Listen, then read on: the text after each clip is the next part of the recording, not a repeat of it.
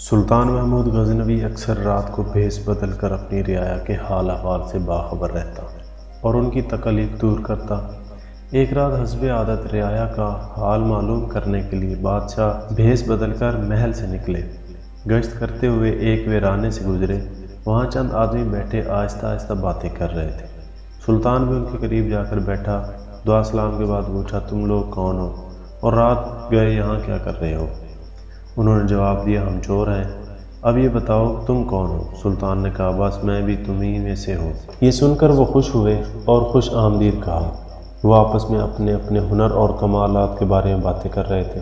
پہلے نے میرے کانوں میں یہ کمال حاصل ہے کہ رات کو جب کتا بھونکتا ہے تو میں سمجھ جاتا ہوں کہ وہ کیا کہہ رہا ہے۔ سب نے سن کر کہا، بھائی واہ، یہ تو بڑے کمال کی بات ہے۔ دوسرا کہنے لگا، اے مال و زر کے پجاریوں، میری آنکھوں میں یہ خوبی ہے کہ رات کو کیسا ہی کیوں نہ گھپ اندھیرا ہو، میں جس کسی کو اس اندھیرے میں ایک مرتبہ دیکھ لوں، دن کی روشنی میں دیکھتے ہی پہچان لیتا ہوں۔ تیسرے نے کہا، میرے بازو میں اتنی قوت ہے کہ مضبوط سے مضبوط دیوار میں نقب لگا دیتا ہوں۔ چوتھے نے کہا، میں سونگ کر بتا دیتا ہوں خزانہ کس جگہ ہے۔ پانچواں کہنے لگا، میرے پنجے میں وہ زور ہے کہ اونچی سے اونچی جگہ پر کمند پھینک سکتا ہوں۔ پھر انہوں نے سلطان کی طرف دیکھ کر کہا، ہاں بھائی اب تو بتا، تجھ میں کیا کمال ہے؟ سلطان نے جواب دیا، یارو میرا کیا پوچھتے ہو؟ اللہ کی مہربانی سے میری داڑھی میں ایک خاص صفت ہے، وہ مجرموں کو قید سے رہا کرا دیتی ہے، یا جن کو قتل کی سزا ہو جائے اس وقت اگر میں داڑھی ہلا دوں تو انہیں باعزت رہا کر دیا جاتا ہے۔ ان عقل کے اندھوں نے یہ سن کر خوشی سے نعرہ لگایا، تیرا کمال تو سب سے بڑا ہے، آج سے تو ہمارا سردار ہے، بس ہمیں کسی کی پریشانی کا کوئی خوف نہیں۔ اس کے بعد چوری کا پروگرام طے کیا اور پھر چل پڑے۔ بادشاہ کے محل کی جانب نکلے، کتے کے بھونکنے کی آواز آئی۔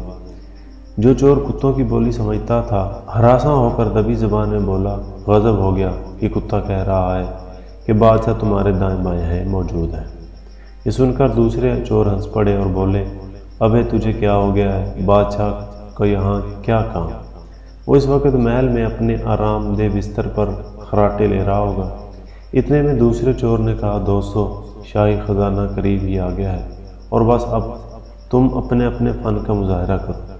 کمند پھینکنے والے نے محل کی چھت پر کمند پھینکی، پھر وہ سب آہستہ آہستہ کمند کے ذریعے محل کی چھت پر جا پہنچے۔ نقب زن نے نقب لگائی اور اس کمرے میں ساتھیوں کو لے گیا جہاں شاہی خزانہ موجود تھا، جس کے جو ہاتھ لگا جی بھر کر سمیٹا۔ اشرافیاں، ہیرے، جواہر، سونے چاندی کے برتن وہاں سے نکال کر سارا مال ایک محفوظ جگہ پر چھپا دیا اور خود اپنی جائے پناہ میں جا بیٹھ گئے۔ سلطان موقع پا کر وہاں سے کھسک آیا۔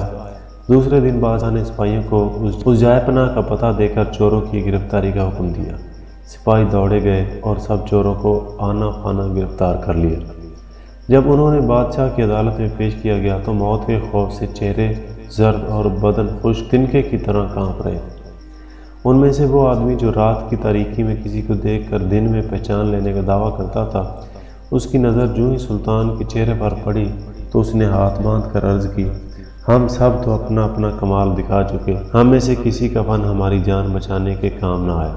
بے شک ہمارا ہر کمال بدبختی اور آفت ہی ڈھاتا رہا، یہاں تک کہ ہمارے ہاتھ اور پاؤں باندھ گئے، جلاد ہماری گردنیں اڑا دینے کے لیے کھڑا ہے، ہمارے ہنر ہمیں موت کے پنجے سے نہیں چھڑا سکتے۔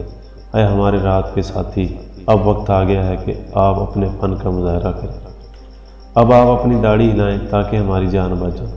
سلطان محمود کو اس کی باتیں سن کر رحم آ گیا، اس نے اپنی گردن ہلا کر حکم دیا، ان کو رہا کر دیا جائے۔ درس حیات، اچھا ہنر مصیبت میں کام آتا ہے، جبکہ برا ہنر ایسے وقت کھجور کی بٹی ہوئی رسی کی مانند ثابت ہوتا ہے۔